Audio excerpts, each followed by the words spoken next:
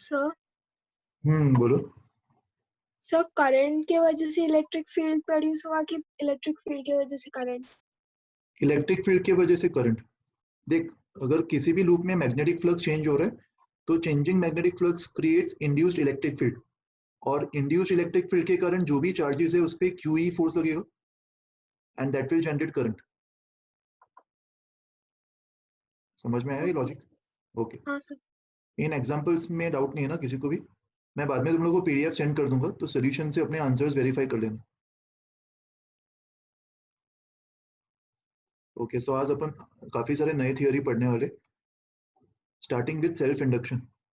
Self induction मतलब as the name suggest, अगर किसी सिस्टम से या किसी भी लूप से मैं करंट पास करवा रहा हूँ तो खुद ही के करंट की वजह से जो खुद ही में मैग्नेटिक फील्ड जनरेट होगा उसका flux through the same loop, इन दोनों में जो रिलेशन होगा उसको अपन स्टडी करने वाले। सो अज्यूम करते हैं यहाँ पे एक लूप दिया हुआ है, सर्कुलर लूप, और उसमें से करंट आए जा रहा है, और इसी लूप के करंट की वजह से इसी लूप के अंदर जो मैग्नेटिक फील्ड जा रहा होगा वो करंट के प्रोपोर्शनल होगा, और अगर मैग्नेटिक फील्ड करंट के प्रोपोर्शनल है तो फ्लक्स भी मैग्नेटिक फील्ड के प्रोपोर्शनल होता है, तो वो भी करंट के प्रोपोर्शनल होगा। सो यहाँ पे जो कांस्टेंट ऑफ प्रोपोर्शनैलिटी है, constant of proportionality for magnetic flux proportional to current, इसके कांस्टेंट ऑफ प्रोपोर्शनैलिटी को अपन बोलते हैं जो अगर n टर्न्स हुआ तो इस लूप से जो फ्लक्स होगा वो n टाइम्स 5 हो जाएगा। तो L कैलकुलेट करने का तरीका क्या होगा? करस्पॉन्डिंग टोटल फ्लक्स को करंट से डिवाइड कर दो। तो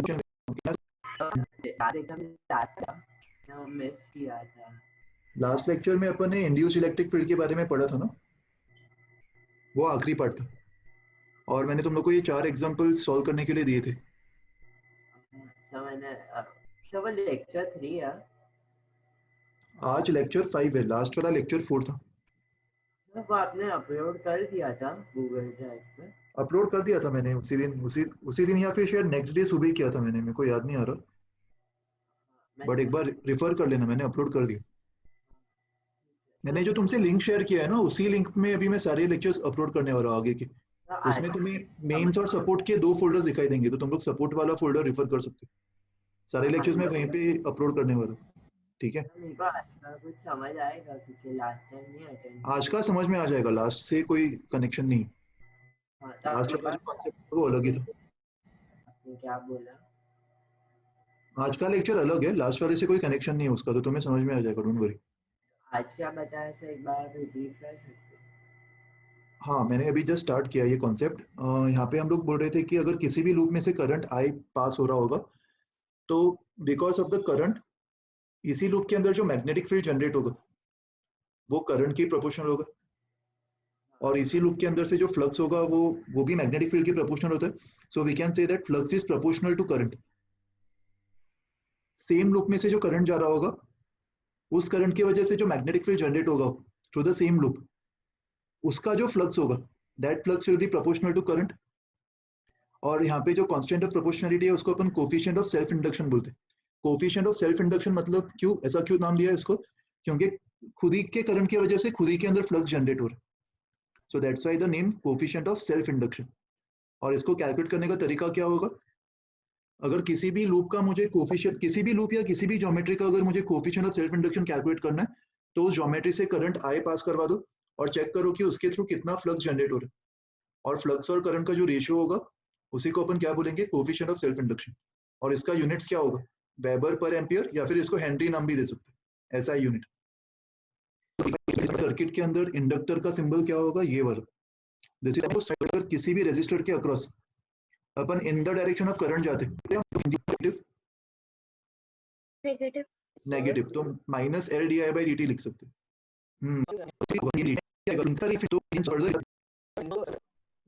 खुद के कारण ही चेंज हो रहा है ना, इसलिए अपन इसको सेल्फ इंडक्शन बोल रहे हैं। How is it different? How does it matter? As long as magnetic flux change हो रहा है।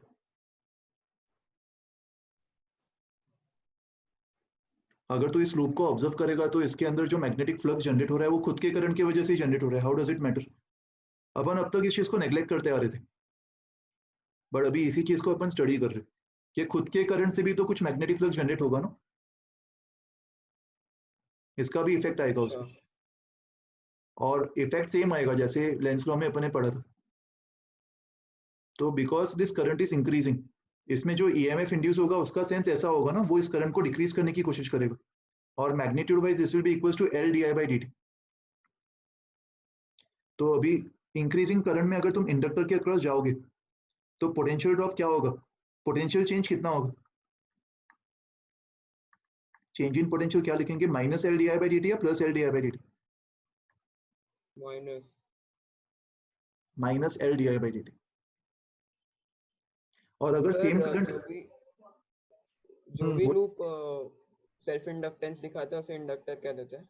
करेक्ट, कोई भी सिस्टम, वो कैसे कैलकुलेट करते हैं उसका भी मैं तुम्हें एग्जांपल्स दूंगा, बट कोई भी सिस्टम में अगर अपन करंट पास करवाएंगे और उस करंट की वजह से उसी सिस्टम में कुछ फ्लक्स जनरेट हो रहा होगा, तो करंट को चेंज करने पर वो फ्लक्स भी चेंज होगा, एंड करंट को चेंज करने पर उसके अंदर ईएमएफ इंड्यूस होगा। मतलब कहना है से ये जो इंडक्टर है, जिसको मैं इंडक्टर नाम दे रहा हूँ इस सिस्टम को, ये इंडक्टर किसको ओपोज करेगा, करंट को या चेंज इन करंट को, change in current. This inductor will oppose change in current, क्योंकि करंट जब बढ़ने की कोशिश कर रहा था तो इंडक्टर इसको वापस कम करने की कोशिश कर रहा था। So this will always oppose the change in current, ये इसकी स्पेशलिटी होती है। सर तो ये तब तक ही ईएमएफ रहेगा जब तक करंट चेंज हो रहा है, उसके बाद खत्म हो जाएगा। अगर करंट कांस्टेंट हो गया तो ईएमएफ भी जीरो हो जाएगा, उस केस में इंडक्टर एक स्ट्रेट वायर की तरह बिहेव करेगा। इंडक्टर का रूल तभी आएगा जब करंट चेंज हो रहा होगा। वेरी गुड, समझ में आ रहा है अभी।